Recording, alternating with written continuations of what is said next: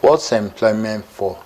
For you to get the capacity and not even the capacity, not the physical.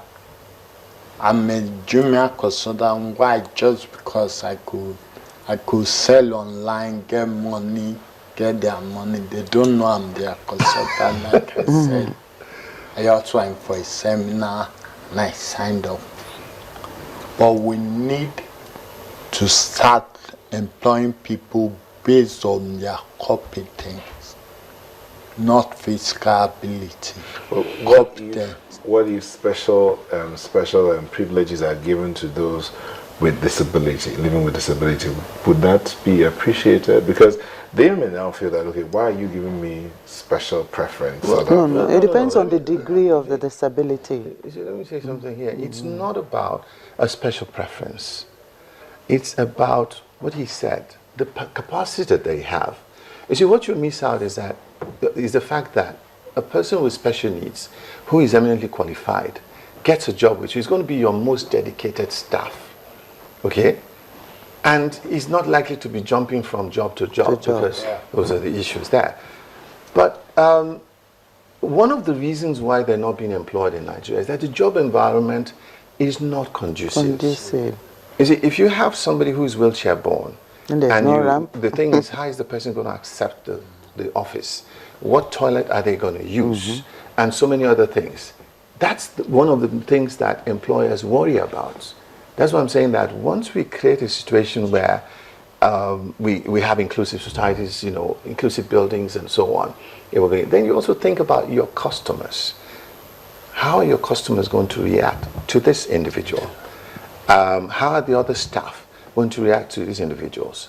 Those are the issues. So until we change the mindset of our community, okay, for people to understand that these things are not, conditions are not infectious, they're not contagious, and the fact that, you know, these people have so much to give back to the society, it won't happen. So for me, awareness is key. And it's something that the media and everybody, the entertainment industry are a fantastic tool for this awareness, to let people begin to understand what is going on. You see, what we have done with Dada and people here is that when we started Benola in 2013, honestly, our understanding of cerebral palsy was our son. But by the time we started to open up, we started to get people like Dada. We didn't look for them. They came looking for us. We've got over 16, 17 of them all over the country. Most of them have master's degree holders. Yeah. They're not employed. Lawyers. You understand? Because they can't get a job. And most of them have not had fulfillment in their lives. And they are the ones who are even pushing Benola now. I mean, if I tell you some of the things that they do, some of them call me every day to ask how I'm doing. Okay, some don't speak well. Some of them can't walk. Some of them can only text and all. But they see a future now that, you see, because you see, disability management must go beyond just the home and the school. It must go towards that level of educating people. Okay, educating people to know that there is actually ability in disability, and to go to a stage of showcasing those individuals that have done well. You see, for a parent that has spent so much money to raise Dada to this level, and then he can't get a job, it's frustrating. For a young parent who thinks there's no future for their child, to see Dada, it's very encouraging. You know, so there's a lot that we need to do, and there's a lot that the media can also help us to do in this area.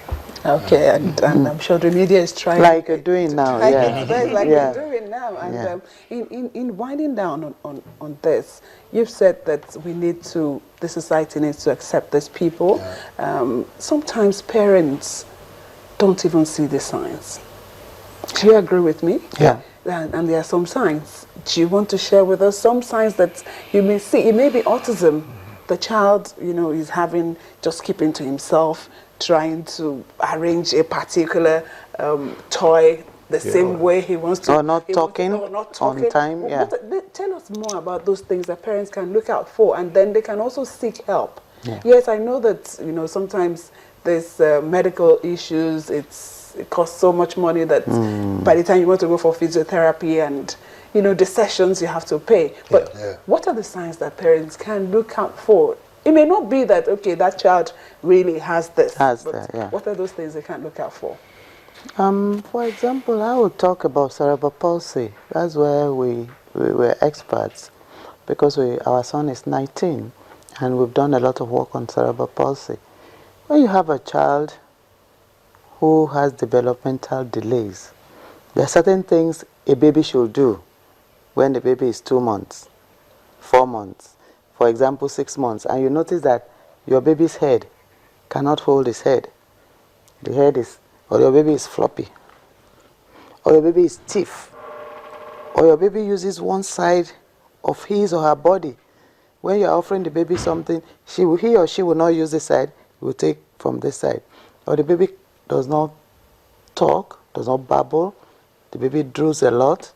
For babies with cerebral palsy, most of them are premature, and then they don't have sucking reflexes. Your baby wants to suck or wants to take the bottle, and your baby chokes all the time, or cries all the time. There's this cerebral cry, cerebral palsy. I didn't know, because my son, for the first 3 months, it was hell. Every night he would cry for over 5 hours. We didn't know. I would rush back to the hospital. When we left the hospital, they would check him in the morning. He's okay. That was why we left Kano and came to Lagos before it was diagnosed. 6 months, his head was still floppy, and then they cannot suck well because the tongue, you know, the mouth is not working well. That part of the brain that has been damaged, and some of them will not crawl. For example, we have one, she's a graduate, she's a lawyer, Tubiloba, she's even supposed to be here, but she's in Ghana. She didn't walk till she was 12. Some does not walk till they are 15, the lucky ones. You do walk, she had to go through some surgeries, but some will not walk at all. They will not crawl. So when you notice things like that, especially if you are a new mother, then you should go to a pediatrician, not just the GP. You should go to a pediatrician. And then from the pediatrician, he will now refer you to a neurologist, a pediatric neurologist, who will now look at your child and find out exactly what is wrong with the child. But because we know that they are indigent families, what we normally do in Benola, we do referrals. We send them to Luth. We have Professor Leslie there. We have a lot of professors there. At least go to Luth or go to, you know, government hospitals where you find the consultants, because you can't go to private hospitals. Most private hospitals, they just have the normal doctor who will not be able to diagnose what your child has. But even, even if the person goes to the private hospital, it would behove on the doctor there, the GP, to refer. Just so they don't start treating but or most, trying to manage most what does they not. can't. Okay. You see, there's a problem with going to a hospital with a child that has a disability. The parent always presents symptoms to the doctor. And when you present a symptom, the doctor will go for tests. You understand? Even as an adult, if you go to the hospital and say that, oh, my neck is stiff, this and that and all, what does the doctor do? If you say I have a headache, he may just give you Panadol. You understand? But when you present symptoms, it calls for tests. And then you go for series and series and series of tests. So if a child is drooling and you keep testing, you'll never find out why the child is drooling. And if the doctor does not understand developmental disability, it won't happen. My wife just talked about cerebral palsy, but you see, for other issues, you have the aspect of the child looks normal, but then it's either the child is withdrawn, or the child is aggressive, or the child, is antisocial. Some people, like I said, are not detected until they're 30, 40 years as having been autistic or certain other things. So it's because the parents are not observant of the deficiency, especially if it's one child, or they live in denial.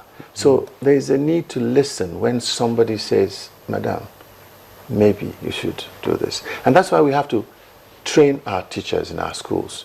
You see, we can't have enough special needs teachers, but we can teach every teacher to understand developmental disabilities. And that makes it easy for them to identify children that need attention and possibly help the parents by pointing out some of those things. And not just beat a child that you think is not slow. Exactly. Thank you so much for coming on this morning. We've been chatting with Air Vice Marshal Femi Gbadebo, who is a parent and of course running the Benola Cerebral Palsy Initiative, and of course Mrs. Alaba Gbadebo. Thank you for coming on this morning. Thank you for having us. And to Dada Olawale, thank you so much for being here. And we wish you all the best. Thank you. Okay. That's been our package for today's Sunrise. We've had a beautiful trip. We've spoken with our correspondents in Kogi and in Bayelsa, who gave us updates on what the situation is as regards the election. The accreditation is still on. It should be running up about 12. We'll get back to them in the course of our programming on Channels Television to bring you up to date on what's going on with the elections, supplementary elections in Kogi and the elections in Bayelsa. Thank you so much, and do go out there and be a fantastic, responsible individual. Love and be gentle to your neighbor. I'm Neo Taigwe. And I am your Me Otaigbe. Do enjoy the rest of your day. Bye-bye.